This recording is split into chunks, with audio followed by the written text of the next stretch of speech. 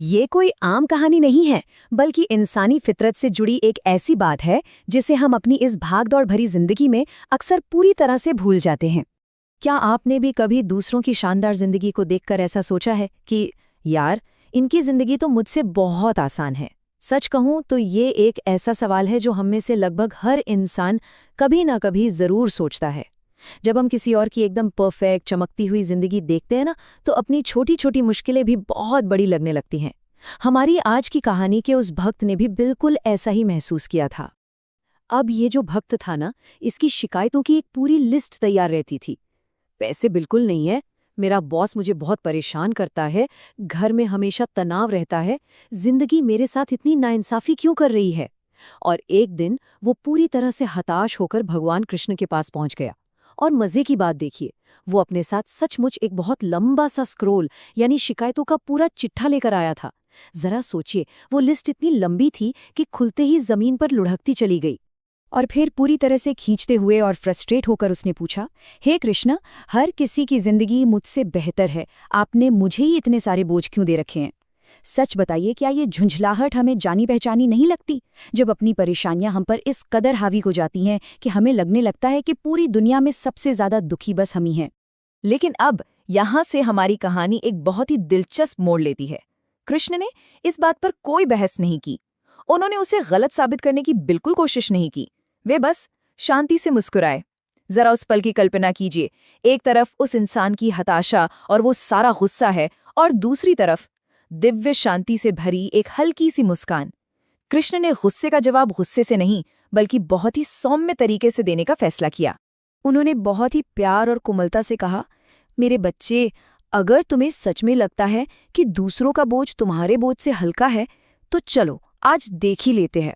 और अचानक उनके सामने ढेर सारे थैले प्रकट हो गए, एकदम किसी जादू की तरह। और पता है, उन सभी थैलों में किसी न किसी दूसरे इंसान के जीवन का बोझ रखा हुआ था। कृष्ण ने उस भक्त से कहा, अब तुम्हें जो भी जीवन चाहिए उसे चुन लो। आप कल्पना कर सकते हैं कि वो भक्त कितनी तेजी से आगे भागा होगा। उसे पूरा यकीन था कि बस अब वो अपनी सारी मुश्किलों को किसी और की आसान जिंदगी के साथ बदल लेगा। आखिरकार अब उसे अपनी मनचाही जिंदगी जो मिलने वाली थी।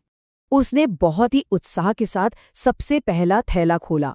बाहर से वो थैला बहुत ही शानदार और आकर्षक लग रहा था। उसके अंदर थी दुनिया भर की दौलत, लेकिन जैसे ही उसने थोड़ा और ध्यान से देखा तो उस अपार दौलत के साथ एक बहुत ही गहरा, दिल तोड़ देने वाला अकेलापन भी छिपा हुआ था। ये देखकर वो एकदम हैरान रह गया और थोड़ा पीछे हट गया। फिर उसने हिम्मत करके दूसरा थैला खोला। इसमें एक ऐसा परिवार था जो बाहर से बिल्कुल परफेक्ट और खुशहाल दिखता था, लेकिन उस सुंदर सी मुस्कुराहट के ठीक पीछे भयंकर पारिवारिक झगड़े और बहुत गहरे दुख छिपे थे। बाहर से दिखने वाली वो एकदम परफेक्ट तस्वीर असल में अंदर की कड़वाहट और आंसुओं को छुपा रही थी। जब उसने अगला थैला खोला तो उसमें दुनिया भर की कामयाबी और ऊंचाइयां भरी थीं, लेकिन इस बड़ी सफलता के साथ एक ऐसी भयानक मानसिक चिंता और बेचैनी भी जुड़ी थी जो किसी भी इंसान को अंदर तक कुचल दे। ऊंचाइयों पर पहुंचने की वो भारी और अदृश्य कीमत जिसे बाहर की दुनिया कभी देख ही नहीं पाती। इसके बाद वाला थैला शारीरिक सुख सुविधाओं और भरपूर आराम से भरा था, लेकिन उस आराम के ठीक नीचे एक बहुत ही गंभीर, पीड़ा देने वाली बीमारी छिपी थी। ये एहसास सच में बहुत भावुक कर देने वाला था। ये हमें दिखाता है कि कभी-कभी जो जिंदगी हमें सबसे ज्यादा आरामदायक लगती है, असल में वो इंसान अपनी सेहत के सबसे भयानक संघर्षों से जूझ रहा होता है। और अंत में उसने एक और थैला खोला। इसमें समाज का बहुत बड़ा सम्मान और भारी रुतबा था, लेकिन उसके साथ ही भारी भरकम कर्ज और बिना सोई हुई, तनाव से भरी अनगिनत रातें भी थीं। एक-एक करके इन थैलों को खोलने का ये जो सिलसिला था ना, वो एक बहुत ही साफ और कड़वी सच्चाई बयान कर रहा था कि बाहर से एकदम परफेक्ट दिखने वाला हर जीवन अपने अंदर एक अलग ही तरह की पीड़ा समेटे हुए है। तो आपने देखा, हर एक थैला बाहर से बहुत ही खूबसूरत लग रहा था, लेकिन अंदर से वो उतना ही दर्दनाक था। इस सच्चाई को देखकर उस भक्त के चेहरे की सारी उत्सुकता और मुस्कान पल भर में गायब हो गई। उसका दिल बहुत भारी हो गया। शायद अपनी जिंदगी में पहली बार उसने वो देखा जो हमारी आंखें अक्सर देखने से चूक जाती हैं। और ये बहुत ही अहम बात है। हर इंसान ऐसे अदृश्य संघर्षों को ढो रहा है जिनके बारे में दुनिया को रत्ती भर भी अंदाजा नहीं है। अपने कांपते हुए हाथों के साथ वो भक्त उल्टे पैर दौड़कर वापस गया और सीधे कृष्ण के चरणों में गिर पड़ा। उसकी आंखों में अब कोई भ्रम नहीं था, बल्कि एक नई और गहरी सच्चाई थी। उसने घबराते हुए और लगभग हाँफते हुए कहा, हे कृष्ण, कृपया मुझे मेरा अपना थैला वापस दे दीजिए।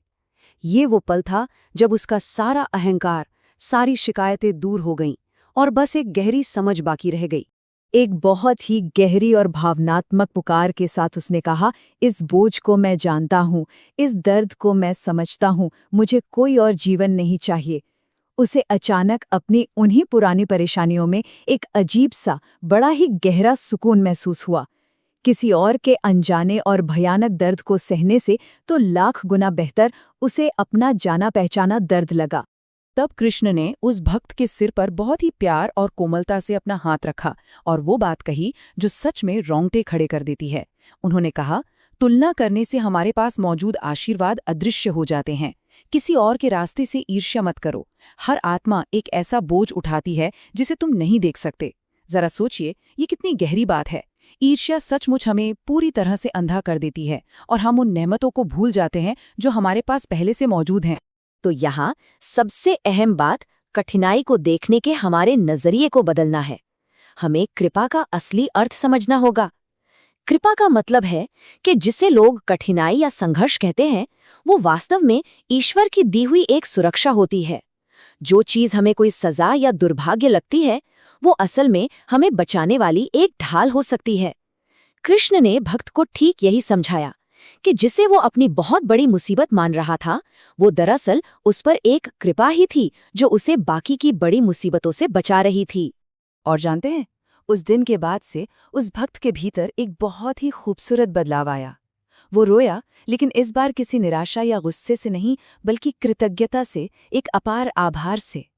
उसकी वो सारी शिकायतें अब प्रार्थनाओं में बदल गईं और इसकी ईर्ष्या ने एक बहुत ही गहरी शांति का रूप ले लिया। ये उस चमत्कारी बदलाव का पल था जो परम सत्य को दिल से स्वीकार करने पर ही आता है। जैसे जैसे अब हम इस चर्चा के अंत की ओर बढ़ रहे हैं, हमें इस शाश्वत सत्य को अपने मन में बहुत ही गहराई से बैठा लेना चाहिए।